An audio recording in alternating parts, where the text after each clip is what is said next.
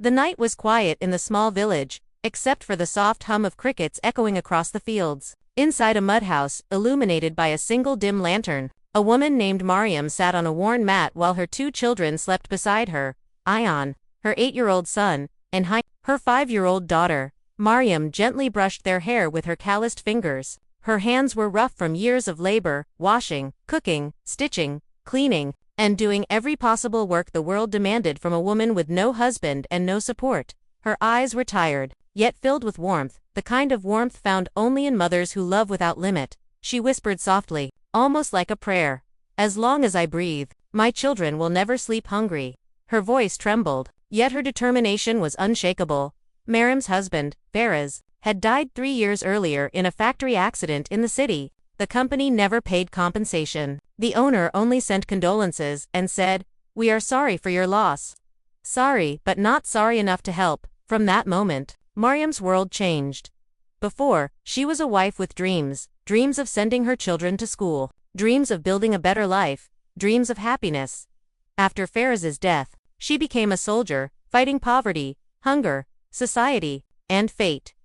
Every morning before sunrise, Mariam woke up. She tied her old dupatta around her head, washed her face, and stepped outside. The air was cold, and the ground was covered in morning moisture. But Mariam didn't have time to enjoy nature. She had bills of survival to pay. She began her day with sewing clothes for villagers. Her sewing machine was old. The thread often broke. The pedal sometimes jammed, but it was all she had. After sewing, she walked house to house doing cleaning work. Some houses treated her kindly. Others looked at her as if she was not human, as if her poverty reduced her worth. Yet every time someone insulted her or threw harsh words, she swallowed them silently because she was not working for pride. She was working for her children. Ayaan, young yet observant, watched his mother struggle every day. He didn't fully understand poverty, but he understood one thing. His mother was tired, yet she never stopped. One morning, as Mariam tied his school bag, he asked, "Mama, why do your hands hurt?" Mariam smiled, hiding the pain. "So they can write your future." Ion's eyes widened. "Can I help?" Mariam shook her head gently. "No, my son. Your job is to study. If you study, one day I won't have to work so hard." Ion nodded, though he didn't yet understand the full meaning. But the seed was planted, a seed of responsibility, love and unconscious pressure. Villagers whispered behind Mariam's back, "She's alone. How long will she survive? Poor children. No father. She should remarry. No woman can raise a family alone." Some suggested matches, some clean-hearted, some with wrong intentions. Mariam rejected them all. Her children were her life. She didn't need another man. She only needed strength. Often, food in the house was just enough for her children. Not for her. Mariam hid her empty stomach behind a smile. Sometimes, Hina noticed. "Mama, you didn't eat." Mariam laughed gently. "I'm not hungry, sweetheart. Mothers don't get hungry."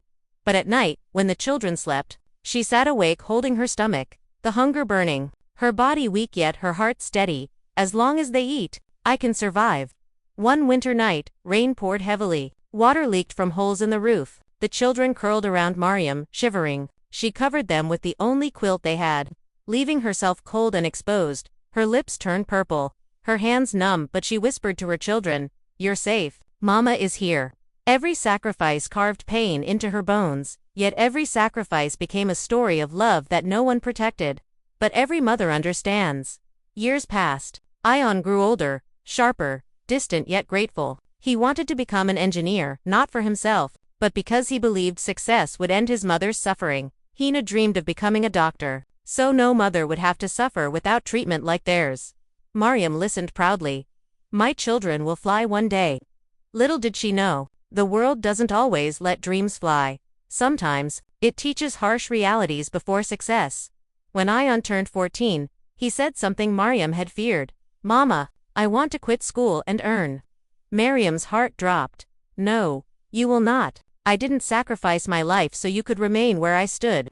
"But you suffer," Ion shouted, tears forming. "You work, you starve, you get sick, and I do nothing." Mariam held his face gently. "You will help me by becoming something. If you work now, life will trap you. If you study, life will bow to you." Ion wiped his tears and nodded. That day, Mariam cried silently, out of pain, love, and fear. Because she knew, a mother can fight the world, but can she fight fate? Years of starvation weakened her body.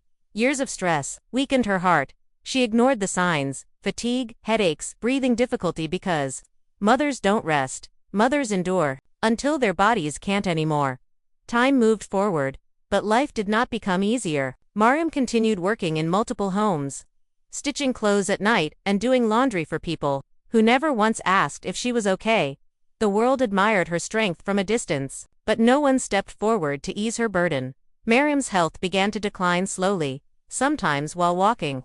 Her vision blurred. Sometimes her heartbeat raced painfully. Sometimes her hands trembled when she lifted objects. But she ignored it. Because a mother always puts life before health, she told herself, "I'll rest when my children succeed." But the truth was darker. She would never live to see that day. Ayaan, now 17, was intelligent, disciplined, and hardworking. He studied late into the night under a flickering bulb, fighting sleep, fighting hunger, fighting fate, just like his mother. Teachers often said, "This boy has a brilliant mind. He will go far." Mariam's heart filled with pride, not because he was talented, but because he never wasted her sacrifices. Sometimes, late at night, Ayaan would wake and find his mother still stitching clothes under dim light. "Mama, please sleep," he said one night. Mariam smiled softly and replied, "I will, when your future is ready." Her voice was gentle, but inside her chest, pain stabbed sharper each day. When Hina turned 13, she passed her exams with excellent marks. Her school held a small award ceremony. Hina proudly walked to the stage, took her certificate, and turned toward her mother. Mariam's eyes sparkled, not because of the certificate, but because she saw confidence in her daughter's steps. After the ceremony, Hina hugged her tightly and said, "Mama, one day I will become a doctor, and I will treat you first." Mariam smiled, but her heart ached. If God allows that time, she thought silently. One cold morning, while washing laundry at a wealthy household, Mariam suddenly collapsed. Her body felt heavy, her vision turned black, and her breath struggled in her chest. The house owner yelled, "Oh, not here, stand up, don't make a scene." Mariam tried, but her legs wouldn't move. Pain shot through her heart as if someone squeezed it with force. She whispered, "Please, water." The woman reluctantly handed her half a glass. "Don't die here, I don't want trouble," she muttered. Mariam forced herself up, leaned on the wall, and waited until her breath returned, shaky and weak. Then, she continued working. Because poverty doesn't allow rest, Ayaan and Hina slowly realized something was wrong. Their mother walked slower, coughed more often, and sometimes clenched her chest when she thought they weren't looking. One night, Ayaan confronted her. "Mama, tell me the truth. Are you sick?" Mariam denied it, forcing a smile. "No, my son, just a little tired." But Ayaan wasn't convinced. One afternoon, while Mariam was sewing clothes, she fainted again, this time in front of her children. Ayaan rushed to hold her. "Mama, Mama, please wake up," Hina cried hysterically. They took her to a government hospital, where patients waited hours for attention. After a long wait, the doctor examined her and sighed deeply. He looked at Ayaan and asked, "How long has she been like this?" Ayaan whispered, "I don't know. She never told us she was sick." The doctor scribbled on a paper, "She has severe heart failure. Her body is exhausted from years of physical strain, stress, and malnutrition." Ayaan's breath stopped. The doctor continued, "She needs long-term treatment and she must stop doing physical labor. Otherwise," he didn't finish the sentence. But the silence said everything. Ayaan held the prescription in his hands. Lists of medicines they could never afford. His mother sat silently, eyes lowered, ashamed, not because she was sick, but because she couldn't give her children a stable life. As they walked home, Hina held her mother's hand tightly. Ayaan walked beside them with tears silently streaming. That night, Ayaan cried alone, punching his pillow, whispering, "Why? Why does life do this to her?" But life never answers. The next morning, Ayaan made a choice. He packed his school books, walked into his mother's room and quietly placed them on the shelf. Mariam looked up, confused. "What are you doing?" "I'm going to work," he said flatly. Mariam stood, panic in her eyes. "No, you will not throw your education away." Ayaan's voice cracked. "What about you? You're dying, Mama." Mariam held his face firmly but gently, tears rising. "Listen to me, Ayaan. I did not starve, work, and bleed so you could repeat my life. If you stop studying, then all my sacrifice becomes meaningless." Ayaan broke down. "I can't watch you suffer. Mariam hugged him tightly, her tears falling silently on his shoulder. My suffering is worth your future. Instead of quitting school, Ayan began tutoring children in the evening. It wasn't much money, but enough to buy some of her medicines. Hina also helped by doing small chores for neighbors in exchange for food items. Mariam hated seeing them work, but she also knew she could no longer carry the burden alone. She often cried silently at night, thinking, I failed them. I couldn't give them an easy life. But the truth, she was the only reason they survived. Life continued, but Mariam's body weakened rapidly. Her bones became fragile, her breath shorter, her strength barely enough to walk. She no longer stitched for long hours. She no longer washed clothes outside. She simply sat near the window, watching her children grow, hoping she could live long enough to see their success. But time was running faster than her. Heartbeat and fate was waiting. One evening, Ayan received admission to a good university in the city. With a scholarship, his dream was finally within reach. But leaving home meant leaving his mother. He hesitated. Mariam placed her trembling hand on his. Go. My son. Ayan's eyes filled with tears. How will you live without me? Mariam smiled gently. Mothers don't live for themselves. They live to send their children forward. She placed his forehead against hers, and whispered, Your wings were made from my bones, now fly. Ayan left, not knowing that life would never bring him back in time. Ayan's departure marked the beginning of a new chapter for him, full of opportunities. For Mariam, full of silence. The house felt emptier, the nights colder. The laughter that once filled the walls now lived far away. Hina tried to stay cheerful for her mother, but deep inside, she too felt the absence of her brother, the protector, the supporter, the one who shared half the weight of their pain. Still, Mariam reassured her, This silence is not loss, my daughter. It is the sound of destiny working. Ayan entered a completely different world. Tall buildings, fast-moving people, expensive cafes, and a society where education mattered more than emotions. He worked part-time at a bookstore in the evenings, and studied during the day. Sleep became a luxury, but every time he felt exhausted, he reminded himself, Mama didn't rest, so I won't either. He called home whenever he could, but often his calls were rushed assignments, work, and exhaustion left little room for long conversations. Mariam never complained. Whenever she heard his voice, she smiled through her pain. Her heart felt full, even if her hands were empty. While Ayan chased his dreams, Mariam's condition worsened. Walking became difficult. Climbing stairs became impossible. Hina took over everything. Cooking, cleaning, bringing medicine, taking care of her mother. She was only 15. Yet life forced her to grow faster than time. One night, Mariam struggled to breathe. Hina rushed to her side. Mama, talk to me. Mariam tried to speak, but no words formed, only gasping breaths. Hina panicked, tears flooding her eyes. Mama, please, you're scaring me. Slowly, Mariam regained her breath and managed to whisper, Don't cry, I'm still here. But Hina could feel it. Her mother was fading. Months later, Ayan won an academic award. His picture appeared on the university notice board, holding the first-place certificate. His friends celebrated. His professors praised him. That night, he dialed home. Mariam answered slowly, her voice weak yet filled with warmth. Mama, I did it, Ayan said, breathless with joy. Mariam closed her eyes, tears falling before she spoke. I knew you would. You made me proud, my son. I wish you were here, he said softly. Mariam smiled. I am always with you. Every breath, every struggle. He didn't hear the strain in her breathing, or the exhaustion in her voice. Distance makes pain invisible.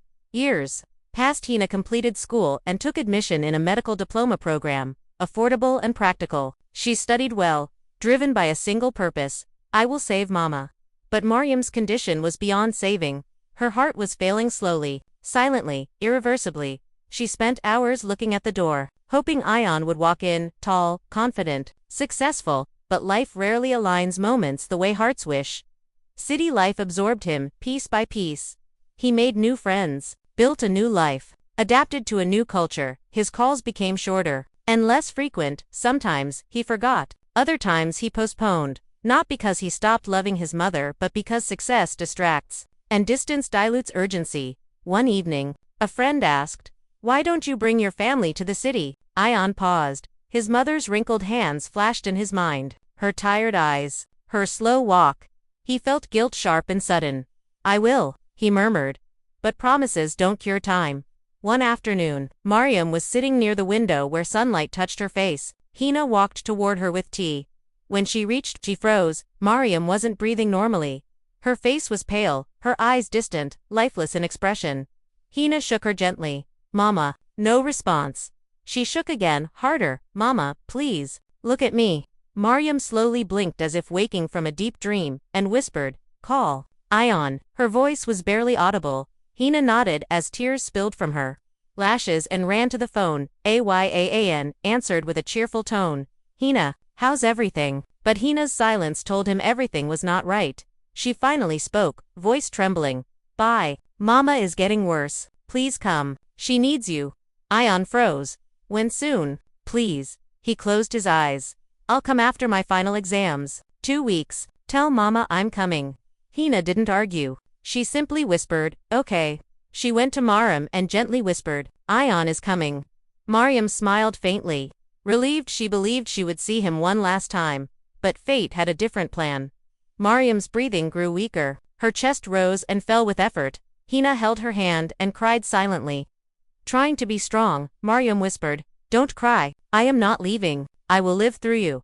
Mama, don't say that, please. Mariam smiled faintly. Promise me, you won't live in sadness. Live better than I did. Hina sobbed. I will, but I need you. Mariam reached and wiped her tears weakly. You have my love. That will guide you. Her breathing slowed, her eyes softened. Her hand loosened its grip, and with one final breath, almost like a prayer, she whispered, Alhamdulillah, my children will have a better life. Then silence. The kind that breaks the world. 2 days later, Ayan arrived, suitcase in one hand, hope in his heart.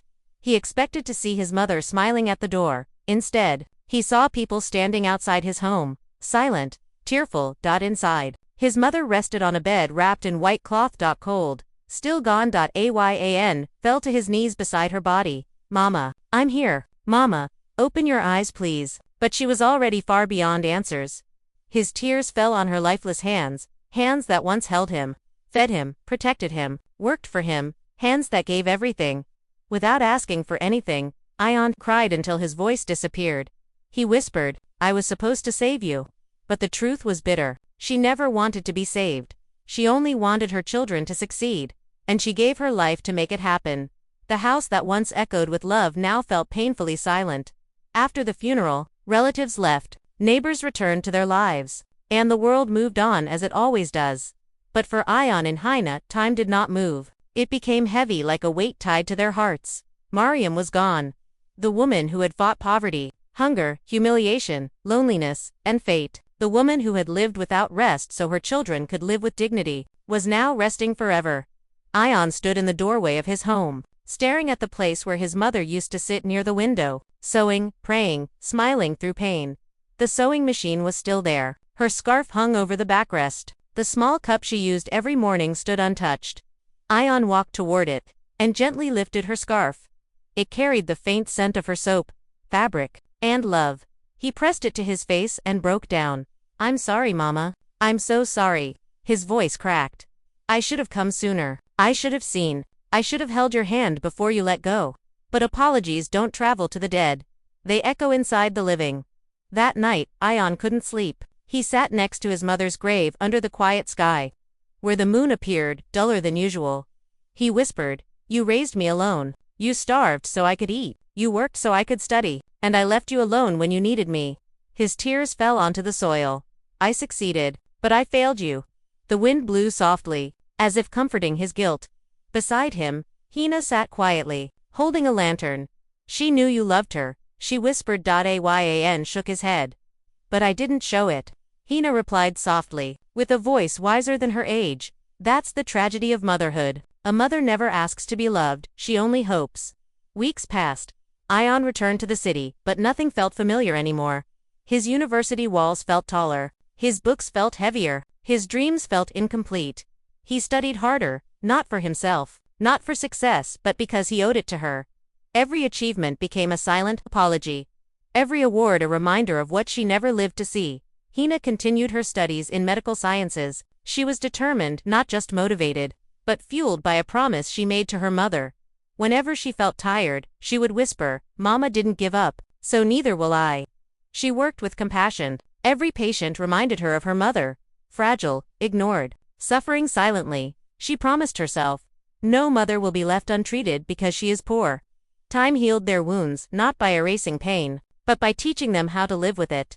Ion completed his engineering degree with distinction. He was offered a high-paying job in the city. He bought a small but beautiful apartment, with enough space for his sister and one special room, empty, dedicated to someone who would never live there, but who built it with her sacrifices. On the wall, he hung a framed photograph of Mariam, smiling softly, eyes tired yet full of love. Under it, engraved in metal, "For every breath I take, you are the reason." Years later, Ion and Hein visited the village again, not in grief this time, but to honor the place where their mother fought life with silent strength. The house was still there, unchanged but no longer broken. Ion had repaired it. Fresh paint covered the walls. A new roof protected it from rain. Flowers bloomed outside, bright and alive. Because the house wasn't just a building, it was a memory, a battlefield. Story. A grave of sacrifices. A museum of love. The village school invited Ion as a guest speaker to inspire the new generation. He stood before the children, confident yet emotional. He began, "I did not come from comfort, or wealth, or privilege." He paused, the room silent, every ear listening. "I come from a woman whose hands shaped my future, not with money, but with sacrifice." His voice trembled, but he continued, "My mother gave everything she had, her time, her health, her life, so I could smile. She is not here today, but everything I am belongs to her." Many mothers in the audience wiped tears. Some children lowered their heads, thinking of the mother they ignored at home. Ion ended with words that stayed in the hearts of everyone present. If you still have your mother, don't wait to love her, because one day, you will look at her empty chair and wish you had held her hand just a little longer. Ion and Hina never forgot their mother.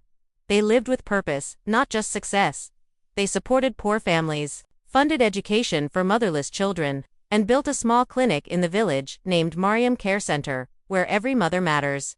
People asked Ion, "Why do you do all this?" He always replied the same way, "Because the greatest gift God ever gives is a mother, and the greatest regret is realizing her value too late." If souls could speak beyond life, Mariam would whisper, "I never needed anything, not wealth, not comfort, not the world. All I ever wanted was to see you happy.